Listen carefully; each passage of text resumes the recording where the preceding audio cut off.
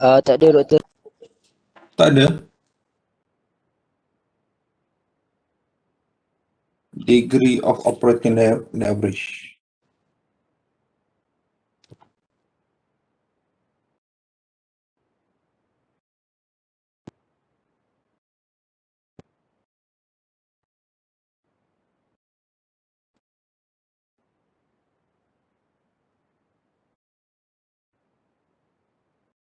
Slide tak habis. 13.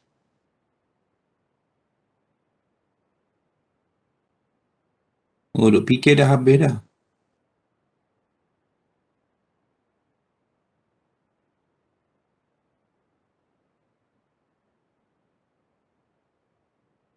Oh, 137. Betul kan?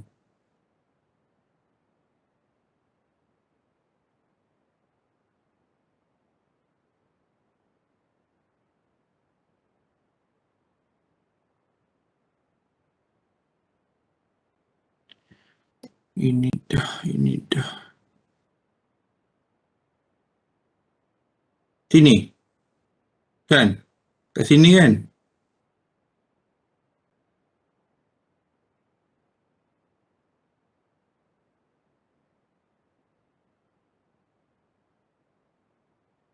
Capital structure theory.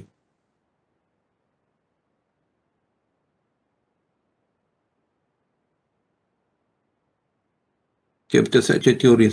Capital structure theory ni sebenarnya awak boleh baca je sebenarnya. Ni IJC course memang panjang ni. Dan dia tak ada dia tidak ada pengiraan, memanglah ada EPS apa semua ni. Memang ada tapi tak ni. Nampak ke? You nampak ke ni? Nampak sir? Okey.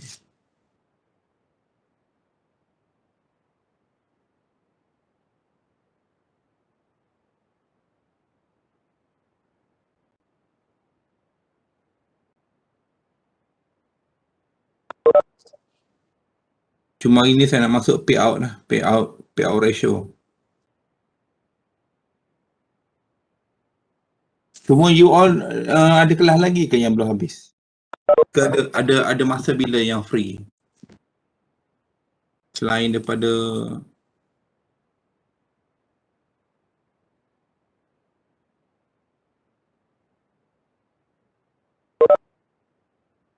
cuma hari ni saya nak masuk payout lah. Saya nak masuk payout untuk hari ni.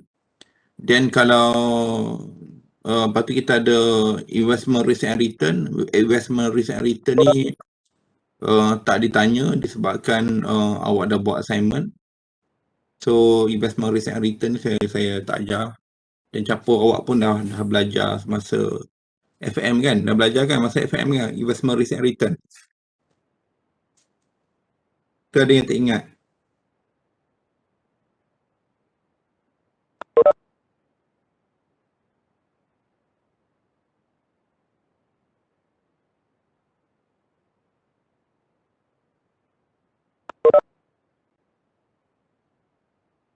Nanti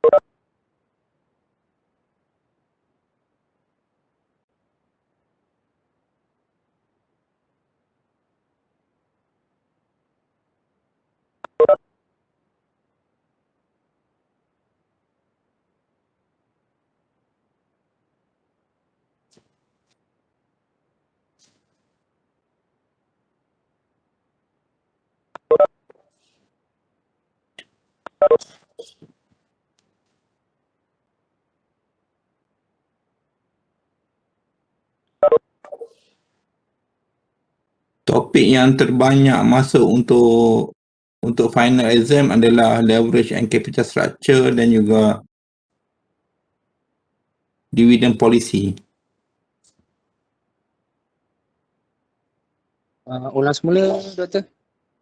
Leverage and capital structure dan juga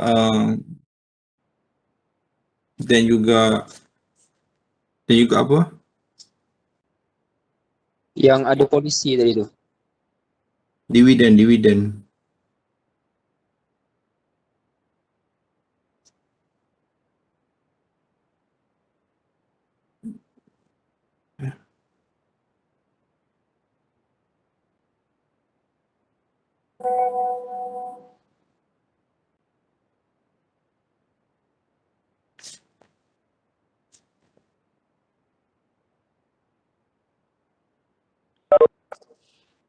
Mana dah? Ya.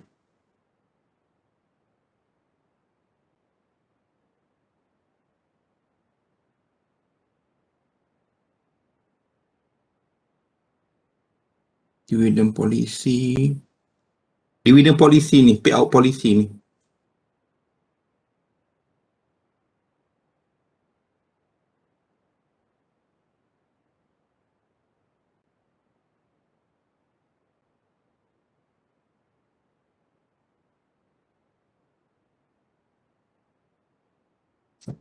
Lepas tu capital structure, leverage and capital structure.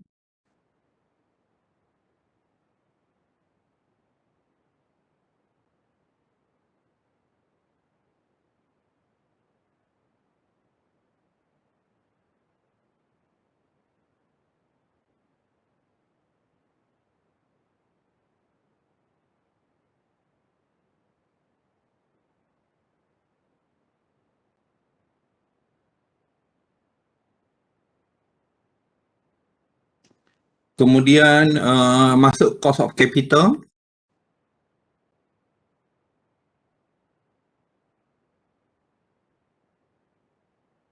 Dan juga capital budgeting cash flow.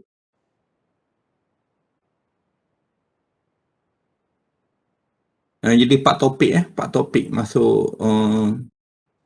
masuk final exam.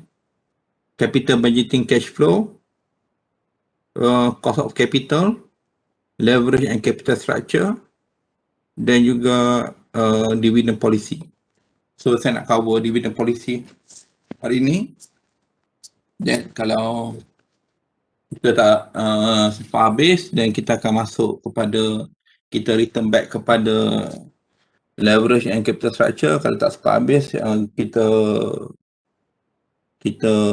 habiskan minggu depan pada hari Ahad. Kalau tak, saya kena buat saya kena rakam video lah, kena rakam kat YouTube.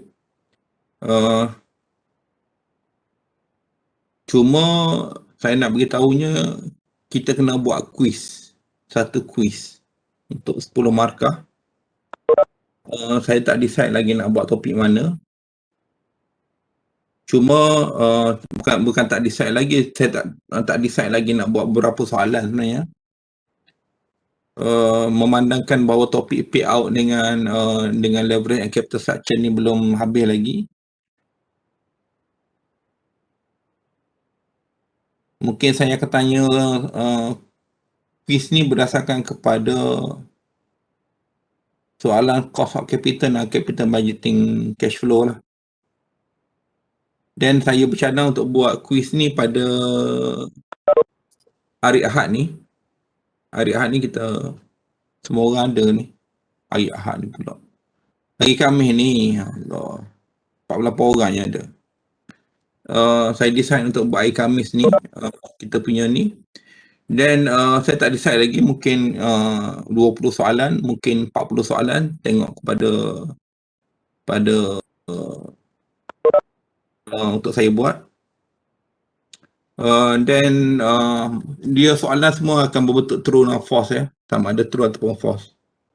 So tak ada masalah sangat untuk jawab. Dan saya bagi masa dalam, kalau 40 soalan tu saya akan bagi masa sampai sejam lah untuk jawab. Oh, saya buat petang lah, saya buat petang. Oh, kami okey, saya buat Jumaat lah, Jumaat pagi. Saya buat Jumaat pagi Okey, terima kasih Auni. Saya buat Jumaat pagi lah. Ada kelas pagi petang hari Khamis. 40 soalan, 45 soalan. Okey lah kot, 45 soalan. Boleh lah, 40 soalan, 50 soalan, 40 soalan. 45 soalan, 45 soalan. Kalau saya buat 45 soalan dan saya bagi sejam. Kalau saya buat 20 soalan, saya akan bagi 30 minit ni untuk jawab kuis. Okey? Jawapan dah ada kat depan tu. Cuma pilih je, true ataupun false. Mudah je. Ni untuk 10 markah sebab 20 markah adalah 20 markah daripada assignment, 10 markah daripada presentation awak tu, 10 markah lagi midterm dan 10 markah lagi daripada quiz. Okey, payout policy element of payout policy. Payout policy adalah decision by the company to pay dividend, to pay cash, it's not really cash, it's to pay reward, to give reward to the shareholders.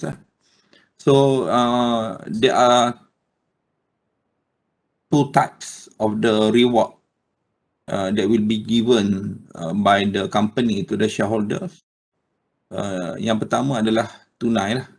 Nombor dua adalah dalam bentuk share dividend. So dia ada dua.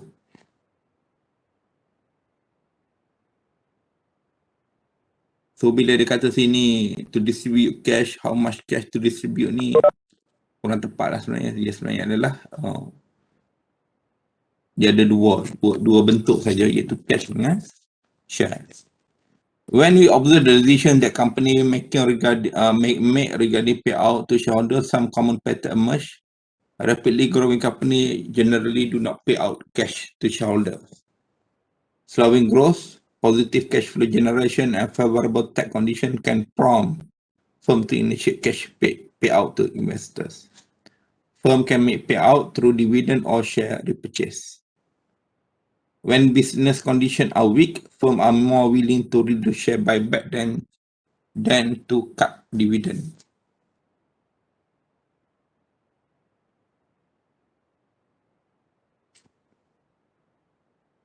Ada dalam beberapa, di sini nak beritahu bahawa growing company ni company yang sedang expand business. Company dalam mode business expansion, company yang memerlukan duit yang banyak untuk membesarkan perniagaan. Biasanya dia tidak akan bayar dividend kepada shareholder. Dia akan keep all the money to them, then they will keep the money to them, then untuk dia orang guna duit tu untuk membesarkan perniagaan. Itulah, jadi kalau macam listed company, growth company ni dia associate more to the capital gain. Maknanya kalau kita beli saham harga RM2, company tu membesar dan membesar, dan saham dia daripada RM2 akan naik sampai RM5. Itu dia growth company lah. Dan biasanya company yang reward shareholder ni through paying dividend adalah melalui company yang dipanggil mature industry atau mature business. Mature business ni kalau di Malaysia ni kita boleh katakan macam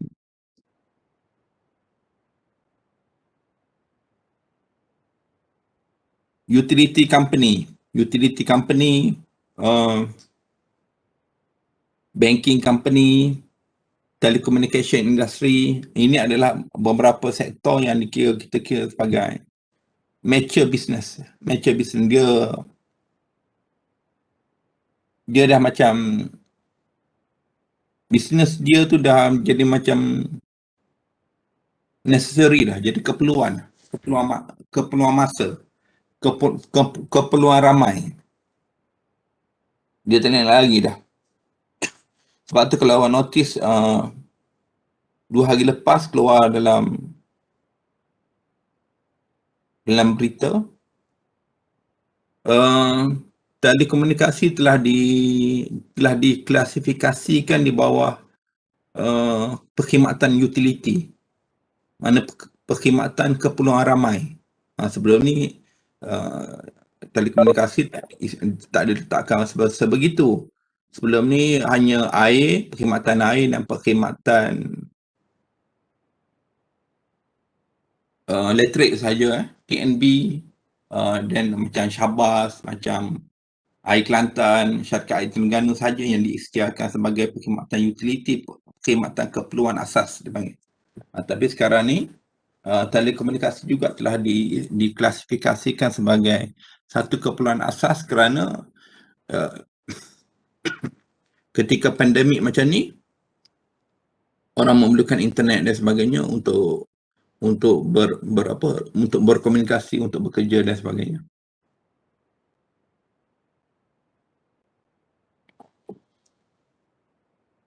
Okey. So biasanya company-company yang mature business ni apa semua ni, dia akan bayar dividen yang tinggi, melebihi daripada 5% sampai kadang setengah tu. Macam Teleworks. Teleworks ni adalah syarikat perkhidmatan air di Selangor. Dia bayar sampai ke 7% dividen pada shareholder.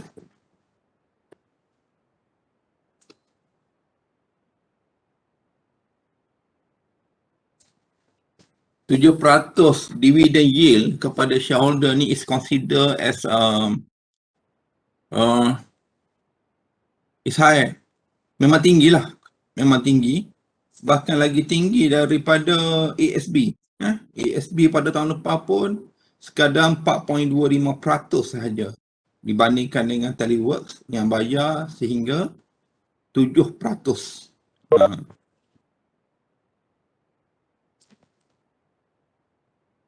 Sebab tu masa lockdown ni, kalau kita tengok saham Telework ni, mana terjejas? Tak turun pun harga. Tak terjejas, langsung tidak terjejas.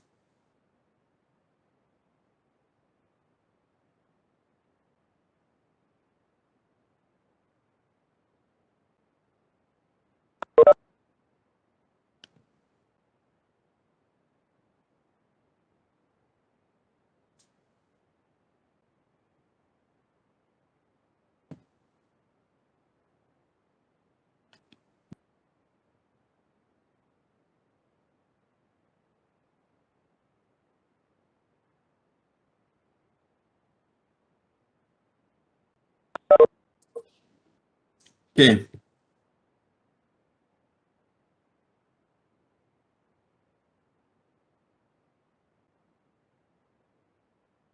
Over long term, the earning and dividend line tend to move together. Earnings are much more volatile than dividend. The effect of the most recent regression on both corporate earning and dividend was large by historical standard. Biasanya company walaupun dia punya untung rugi ni dia ada naik turun, ada syarikat yang biasa dia membayar dividen secara berkala dan orang dia tahu, orang yang masuk melabur dalam syarikat dia kerana dividen payment yang baik, yang menarik, maka dia biasanya dia akan cuba untuk konsistenkan pembayaran dividen tersebut. Macam contoh ni dia kata earning meningkat, tengok earning more volatile, bahkan ada satu kali tu jatuh di bawah pada tahun 2010 ni, mana tahun krisis 2008-2009 ni, dividen drop below than the dividend line, tapi syarikat biasanya akan terus membayar secara konsisten. Jika ada penurunan pun hanya sedikit saja, lepas tu kemudian ada peningkatan semula.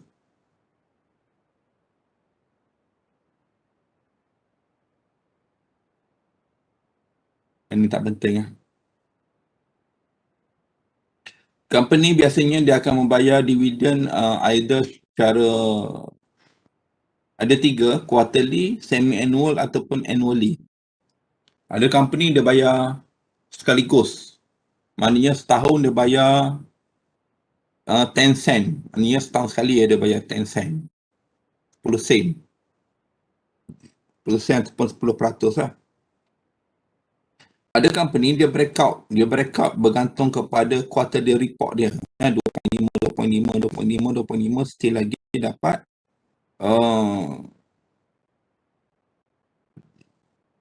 still lagi dapat 10%. Ada company dia bayar secara semi-annual. Dia bayar hanya 6 bulan sekali. Macam Malacca, 6 bulan sekali. Macam Teleworks, dia bayar secara 4 bulan sekali.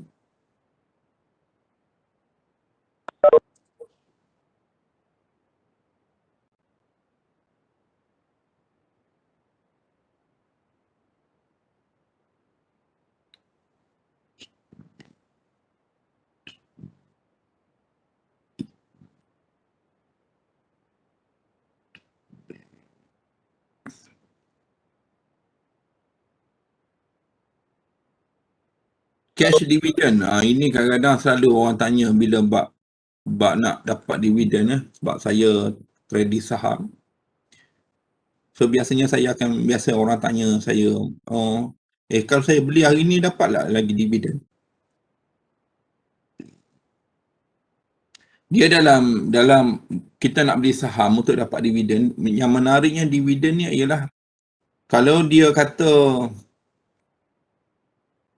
esok adalah tarikh akhir untuk dapat dividen, hari ni kita beli, kita masih lagi dapat dividen. Dia berlainan dengan macam kita melabur dalam ASB ke apa ke, at least tabung haji ke, at least kalau kita nak dapat dividen untuk tahun tersebut secara prorate, sekurang-kurangnya kita kena masukkan kena melabur dalam ASB paling lambat pun pada bulan November dan kita dapatlah sebulan dividen untuk bulan Disember. Sebulan bahagi dengan 12 kali dengan 4% kali dengan jumlah duit yang kita masukkan dalam ASB. Kalau kita masukkan 10,000, so kita bahagilah 10,000 kali dengan 4% sekali dengan 1/12. Itu je dividen yang kita dapat. Tapi kalau macam saham ni, kalau kita beli hari ni, katakan S-date dia besok. S-date dia katakan hari Selasa.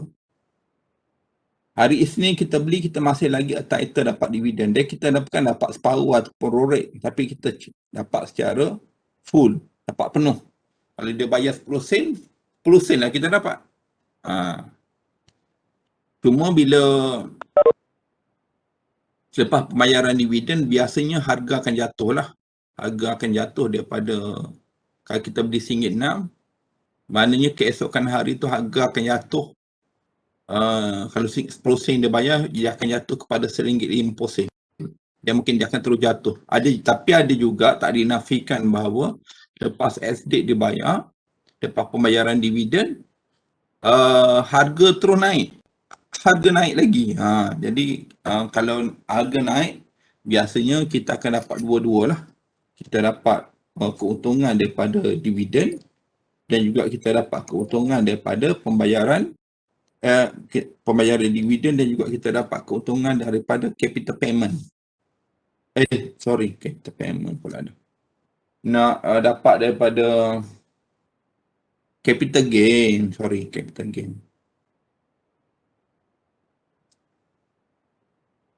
Okay.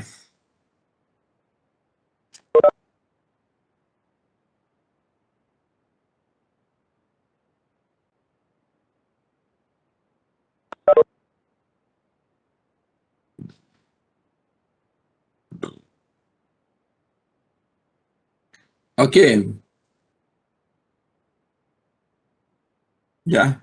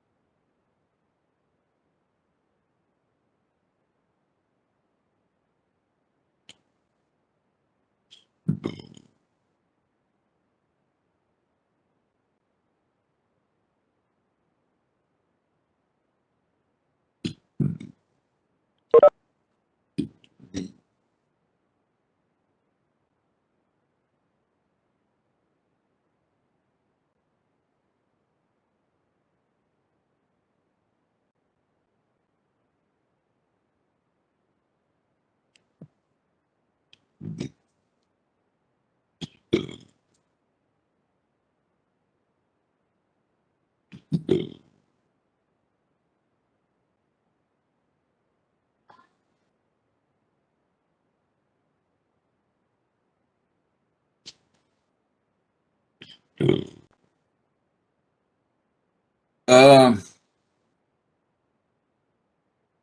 jadi bila kita beli saham ni, kita kena tengok bila ex-date dia. Bila dia katakan ex-date hari ni 6/6, katakan ex-date dia pada 10/6. Jadi bila kita nak dividen daripada pembayaran stok tersebut, dividen daripada stok tersebut, kita kena beli paling lewat adalah pada 9 hari bulan 6. Kita kena beli sebelum 9 hari bulan 6. Tetapi biasanya kalau company tu nak bayar dividen, harga dia dah mula naik 2 bulan sebelum pembayaran dividen tu dibuat lah. Jadi kalau jenis orang yang alert benda-benda gini, dia akan beli awal. Dia beli awal, dia simpan. Jadi bila saham tu naik, jadi pada selepas dia pada 10 hari bulan 6 ataupun pada hari ex-date tu dijual. So dia dapat capital gain dan dia dapat dividen. Dia dapat dividen daripada pembayaran oleh syarikat tersebut. Lepas tu bila dah dapat tu, dia akan ambil masa lah mungkin dalam 2 minggu ke sebulan untuk dibayar, dihantar cek ataupun dibayar melalui memasukkan duit dalam dividen. Dia akan ambil masa sikit lah.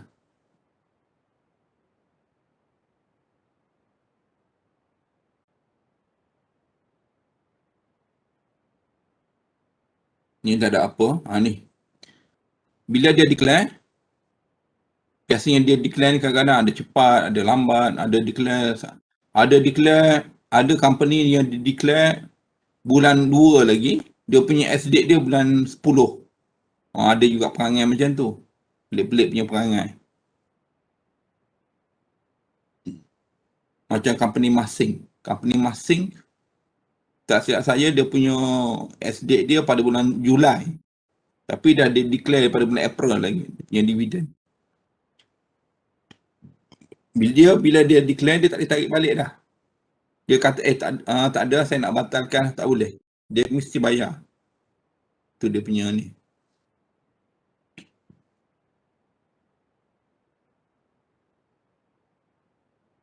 Share repurchase ni adalah berlaku bila company ataupun ini dia US punya buku. Jadi kalau dalam konteks UK dipanggil share buyback.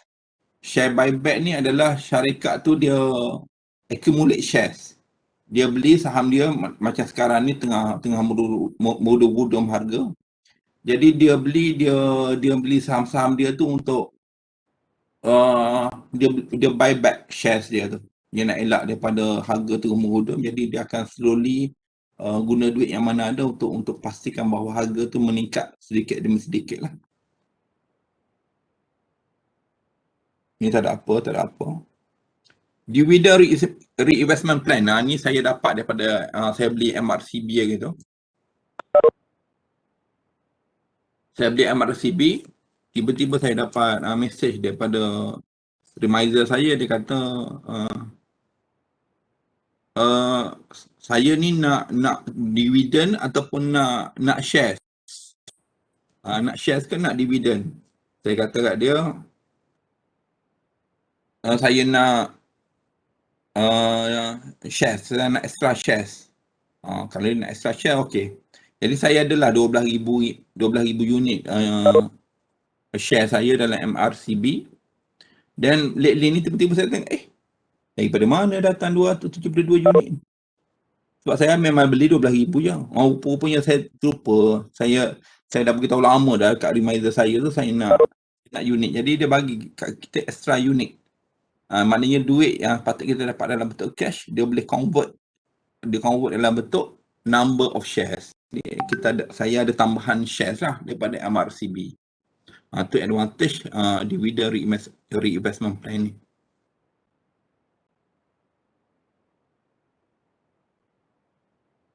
What happens to the stock price when a firm pay dividend or repurchase shares? So biasanya in theory the stock begin trading as dividend and the stock price should fall by exactly the amount of dividend. Maknanya kalau dia bayar 10% dia akan jatuh 10% lah pada hari ex-date. Tapi sebelum ex-date tu dah lama dah dia naik. Dah lama dah naik. Kredit sekitar 2 bulan tu dia akan naik slowly dia akan naik.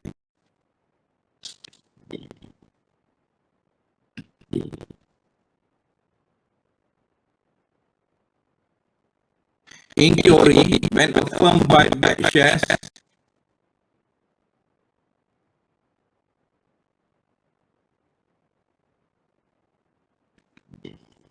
when a firm buy back shares at the going market price, the market price of the stock should remain the same.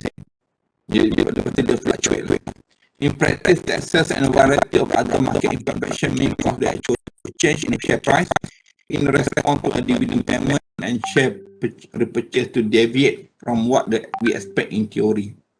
Biasanya lepas macam share buyback ni biasanya dia akan menyebabkan harga naik lah biasanya. Begitulah biasanya. Residual theory of dividend, a school of thought suggesting that dividend paid by firm should be viewed as residual and that is the amount left over after all acceptable investment opportunities have been undertaken.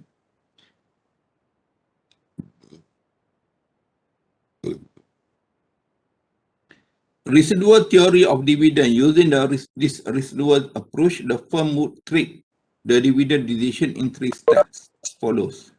Step 1, determine its optimal level of capital structure, which would be the level that exploit all the firm's positive NPV projects. Tak payahlah, tak penting pun dividen ni.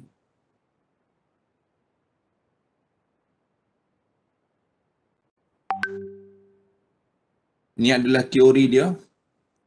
Dividend relevant theory, the theory advanced by Gordon and Littner that there is a direct relationship between firm dividend policy and its market value.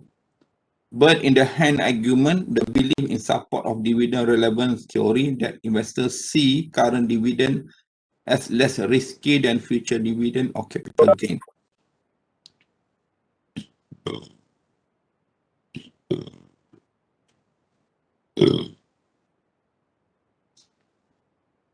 Information content, the information provided by the dividend of in respect of the future earning, which causes owner to bid up or down the price of the firm stock.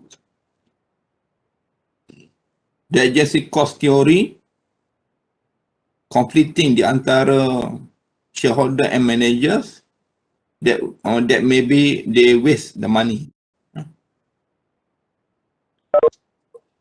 Ataupun dia kat sini dia kata dia nak pastikan bahawa manager tu tak, shareholder kena pastikan bahawa manager is not waste their resources lah. Tak ada apa.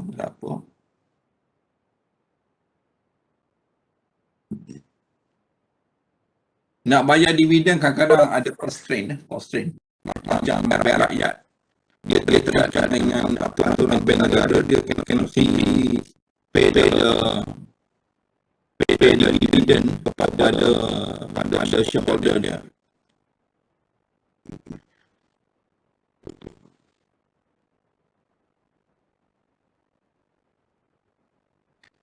Growth prospect pertama, dia pun limit the ability of the firm to pay dividend kerana ada banyak faktor yang akan perlukan. Honor consideration, ini ada sama juga ada pening ni yang dia tak bayar dividen, dia tak buat dividen, dia tak bayar dividen kepada shareholder dia. Dia expand business dia.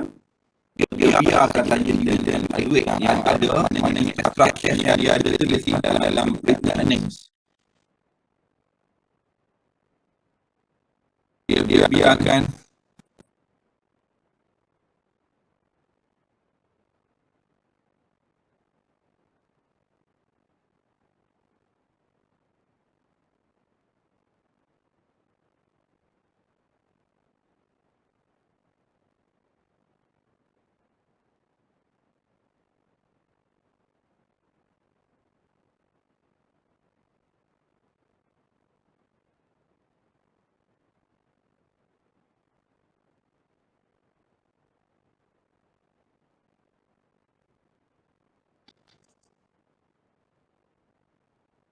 dia ada beberapa consideration lah yang perlu diambil kira lah sebelum kadang-kadang macam contohnya saya boleh share adalah macam YTL Corporation ni pada tahun 2008 dia sebelum 2008 ni dia ada 12 bilion cash money dalam return tapi dia tak buat apa.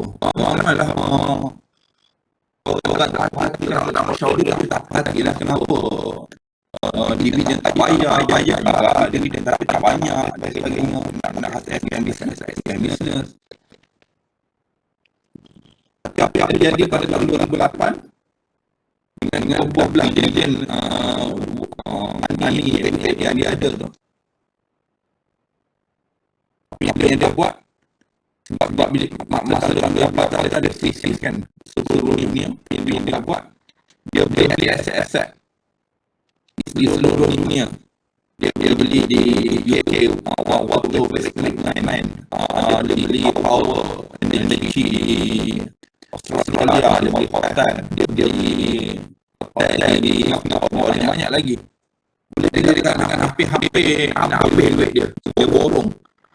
Macam kalau awak baca buku ni kan tentang saham beli hotel budget 30 biji semasa krisis 100%, macam itulah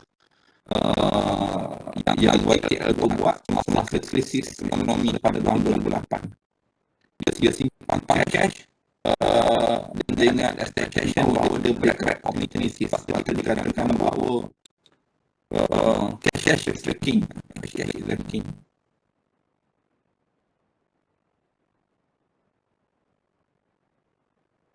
So banyaklah pertimbangan oleh owner sebelum dia membuat bayar dividen. Tetapi kalau company yang mature punya business, yang dia buat lagi late. Contoh macam DG Telecom tu apa yang dia buat semasa tahun 2018. Dia bayar dividen bukan berdasarkan daripada dia punya keuntungan dia. Dia ambil untuk loan, dia pinjaman dengan bank, dia ambil duit daripada bank, dia gunakan bayar dividen. Duit yang ada di dalam akaun dia, tapi dia bayar untuk bayar dividen. Dia bayar dividen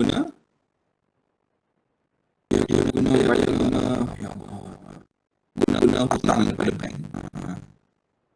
Nak kata dia pelik lah. Kalau compare dengan yang biasa adalah company yang bayar dividen daripada lebih orang yang ada. Tapi yang sebaliknya iaitu bayar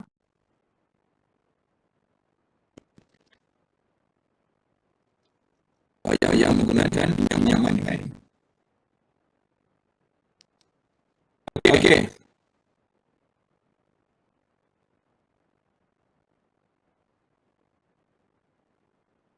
Ini jawab ratio, ini terdakwa. Dia ada regular, dia ada company dia sama macam ni. Anda profit yang bayar untuk buat dividen, bayar dividen. Ada company dia macam tu.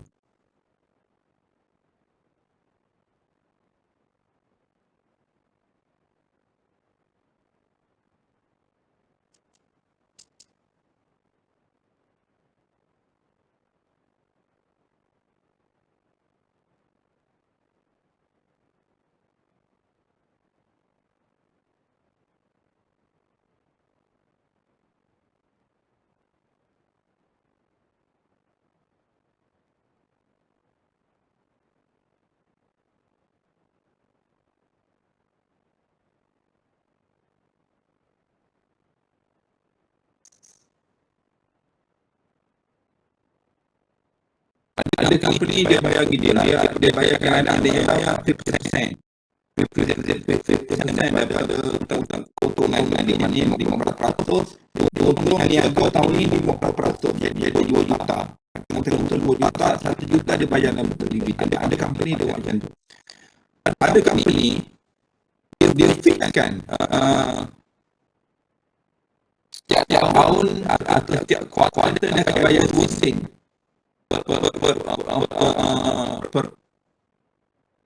bayar 2 sen lah untuk setiap kuartal atau setiap tahun. Dia akan cuba bayar 2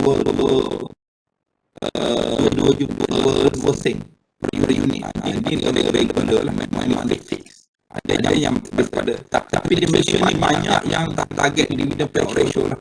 Ada yang bayar salah 100% daripada profit ni. Dia untung 5 juta dia bayar dividen. Kalau dia untung 10 juta ada bayar dividen.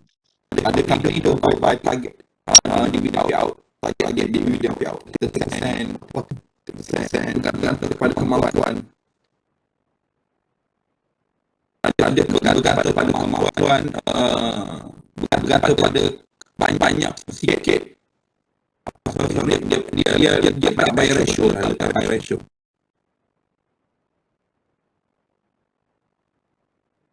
Maksudnya lagi adalah regular macam 2 sen setiap tahun RM20 pun dia akan bayar. Tapi biasanya company yang bayar secara regular ni company yang memang high cash flow lah.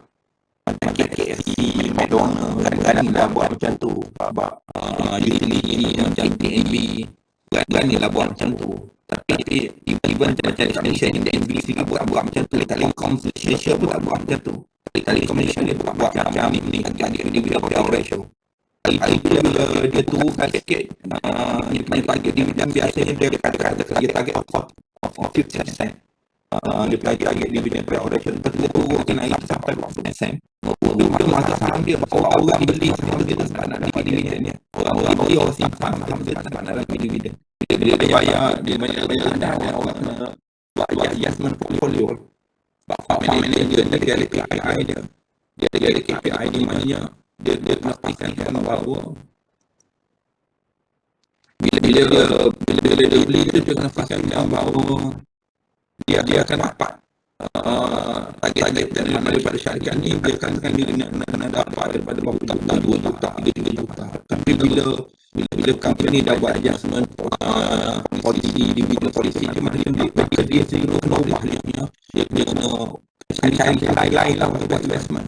Kalau tak akan capai target KPI dia, bayar bayar dividen, ada carung, pada PEB kan bayar dividen, pada ASB apa semua. Jadi bila dividen tu diturunkan, dia kena buat adjustment portfolio. Okey. Kalau regular dividen polisi ada setengah syarikat lah. Dia bayar memang dia bayar dah 1 sen dan cari bayar regular lah 1 sen. Tiba-tiba belah panjang cakap di mana tiba-tiba macam kawan-kawan kita yang baik nak bluff nak ngambung dia punya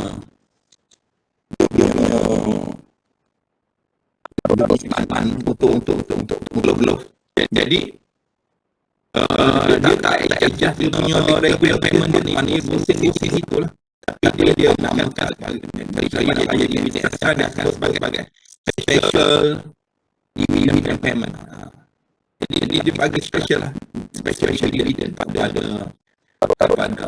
shareholder dia. Mana dia bayar 2 sen dividen lah dengan special dividen 10 sen. Itu dia akan buat.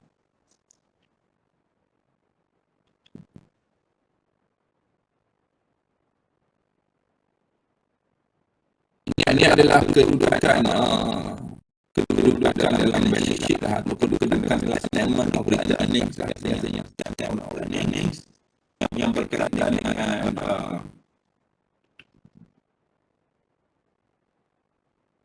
berkaitan dengan dividen polisi. First ada 3,000, Bahamas ada 1,000 unit at RM4, RM4,000. Sesuatu kalau katakan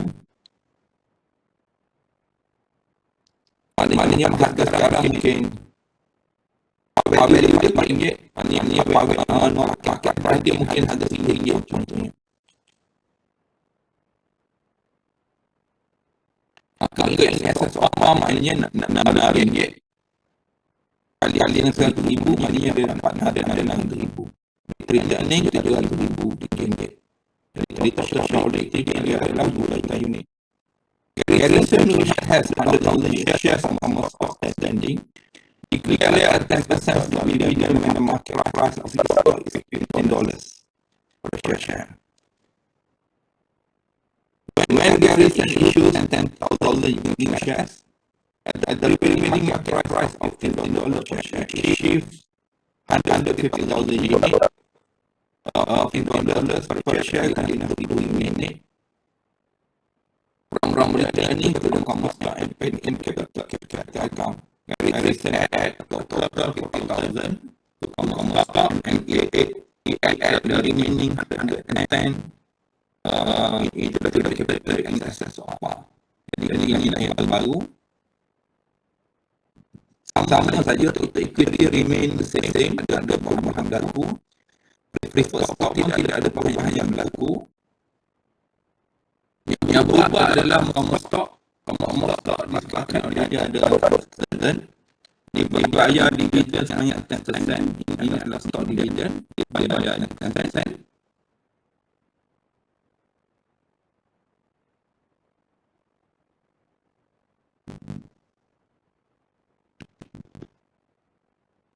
Maka dia akan dapat 10% kali dengan 1,000 dia dapat 10,000 unit. Jadi kita ada jadi 110,000 unit kali dengan dapat ringgit kita dapat 440,000 unit ringgit. Paid in capital excess of apa? Budak. Ini di mananya tadi ada berapa tadi kita ada 600,000 kan, 600,000 maknanya in excess of 100,000 ringgit. 100,000 ringgit adalah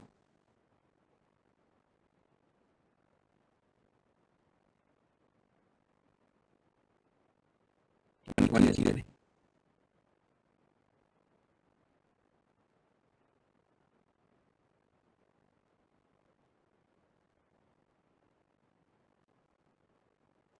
Saham ini harga dia RM15. Saham ini RM15. Jadi in excess of apa maknanya RM11. Maknanya harga RM15. Dia punya apa value dia RM4. Jadi 15 tolak 4 maknanya RM11 in excess of apa. Jadi RM11 kali dengan 10,000 maknanya dapat 110,000. 110,000 tambah dengan existing paid capital yang excess of apa yang 600,000. Jadi dia dapatlah 700,000 ringgit. Return akan berkurang. Return ini ada 700,000. Return ini sekarang ada sekarang 50,000. So itu dia punya total dia tak berubah.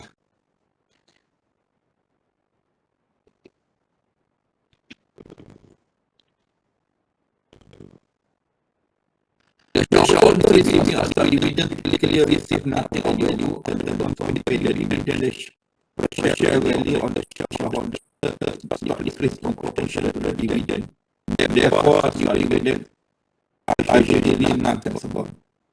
The shareholder proportion of ownership in the firm will remain the same as the firm earning remain unchanged. So the dollar value of his or share of total earnings.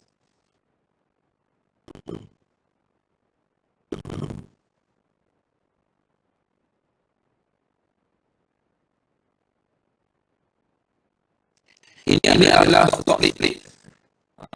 Ini adalah stock dividend. Ini adalah stock split. Kalau awak tengok,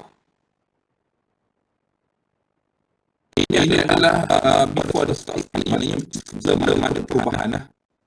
Kalau dikatakan, kalau soalan tanya, contohnya, soalan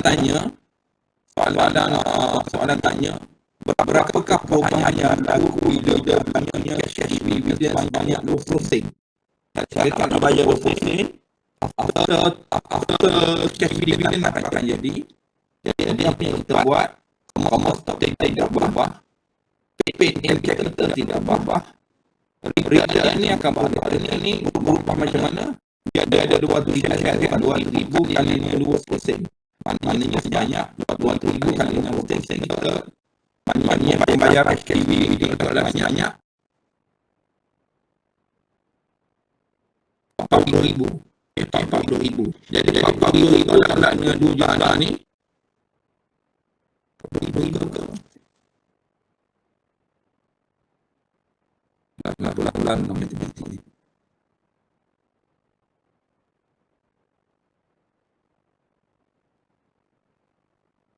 Itulah 40,000.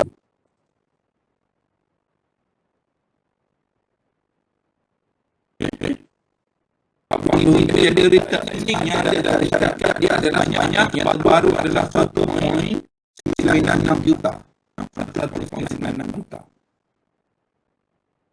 Kalau berlakunya dividen, barulah berlaku perubahan pada total equity. Jika tidak ada share dividen, sama ada share dividen ataupun share split, stock split tidak ada berlaku perubahan. Dengan bawah tidak ada perubahan 4 juta, 4 juta. Okey, dalam kes stock split,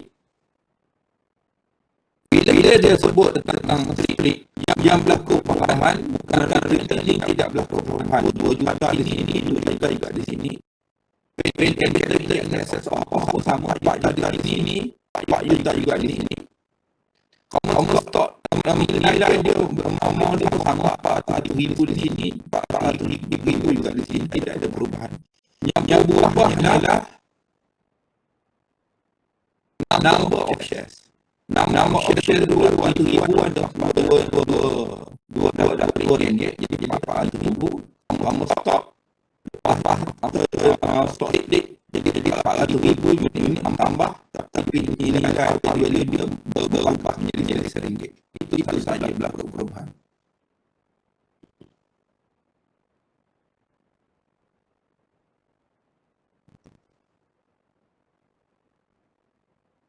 Okey.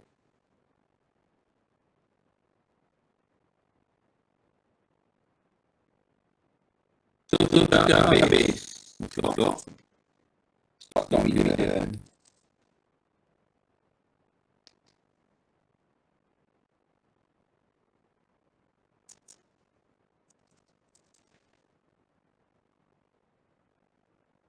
Soalan.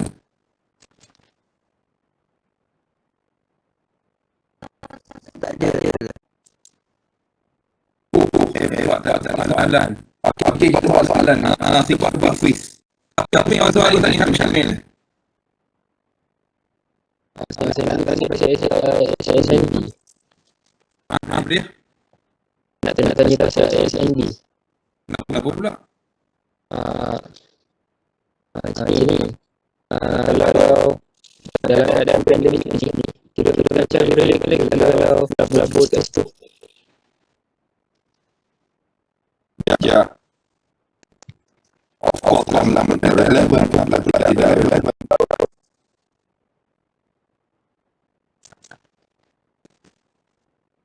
Maknanya kalau kadang-kadang darurat pun tidak ada masalah apa. Tidak ada masalah. Dia protect. Dekat adalah ASB itu protect dan nak risau. Cuma ini yang terlalu rendah. Sebab baru dia mungkin rugi juga adalah berdinamik kampanye yang dalam pandangan ini kalau ada rugi banyak disebabkan oleh dia rugi banyak disebabkan oleh efek tentang daripada kerugian daripada saluran energi dan juga balance store. Tahun ini dia kena agak dengan tahun ini dia kena agak dengan dynamic banyak lah. Aku betul dengan dynamic. Tapi kerugian rasanya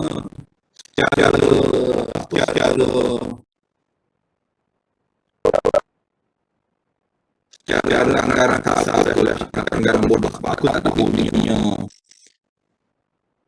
dia punya cost of entering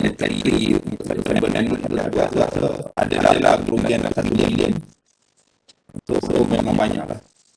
masih FD kita dalam 2 bilion lah kan. Memang sakit lah. Tapi itu normal lah dalam mana-mana pelaburan pun kalau kita dapat minyak habis pun, tapi kalau dapat ada memang tak ada rezeki, memang kena juga lah. Dia nak apa? Itulah dia dalam pelaburan tambang ni. Sebab saya dulu ingatkan tak apalah sebab kita walaupun dalam yang turun macam tu, sebab dalam tu ada EF, ada NNB, ada WAWA, ada pelawak main pitching, ada Sarawak government, ada pam di luar dalam tu, dan semua ada pakar-pakar dalam boran-boran semua. Jadi aku ingatkan tak apalah walaupun company tu company tu bagus sebenarnya, panik financial yang dia return memang bagus. Tapi yang tidaknya sebenarnya adalah company tu sebenarnya dia berdepan dengan masalah masalah tanya-tanya terlalu banyak. Sebab itu masalahnya kes tu kejadian dia waktu ada awal orang berlaku kerugian pun anak berlaku long term masuk dalam pandemik long term kena cakap company yang equity dia lebih besar kat kurang-kurangnya kalau dia nak berlaku bantuan lebih banyak equity dia 20 orang-orang yang mana 2 kali ganda lah kalau dia 20 ribu atau 20 juta dia punya equity dia mesti 40 juta. Kalau tanah dia 200 juta, dia mesti equity dalam 400 juta. Itu polisi yang baru lah mengelakkan kemudian daripada pelaburan dia pada penipuan brand the future. Kalau nak kena juga lagi nak macam mana kita salah pada tahanan benda kita pun susah nak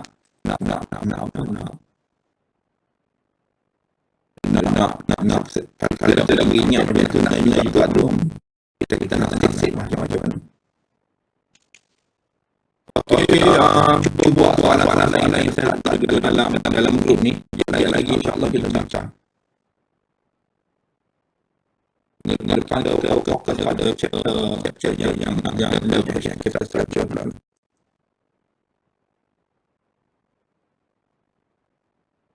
So, in term of SBB itu tahun depan ini memang tak dijaga kan kekalahan dah lah. So, yang anak harap bina-bina dan sebagainya daripada pelaburan SBB memang mana lah memang rendah. Dia nak tak tahulah nak cakap.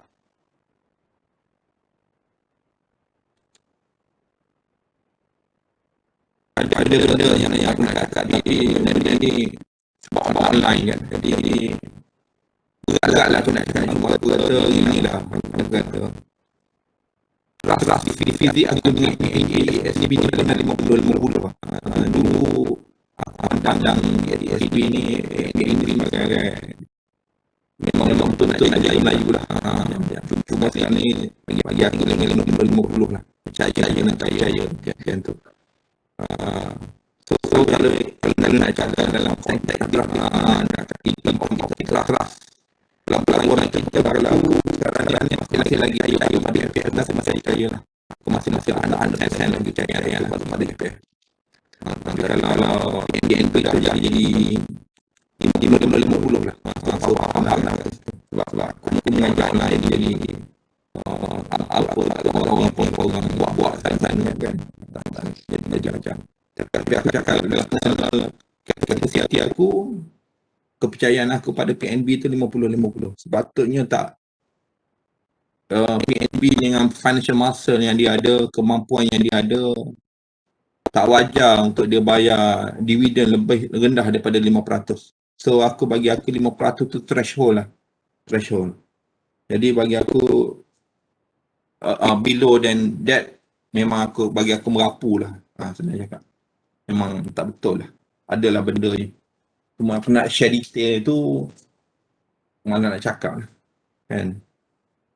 So gitulah. Maknanya kena belajar melabur sendiri lah juga. Kan. Tak boleh nak harap pada orang. Memang tak ke mana.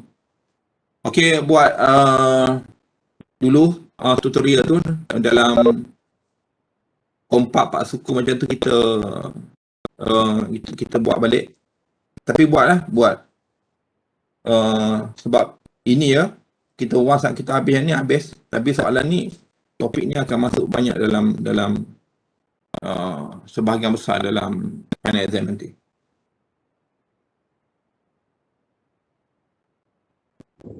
Betul.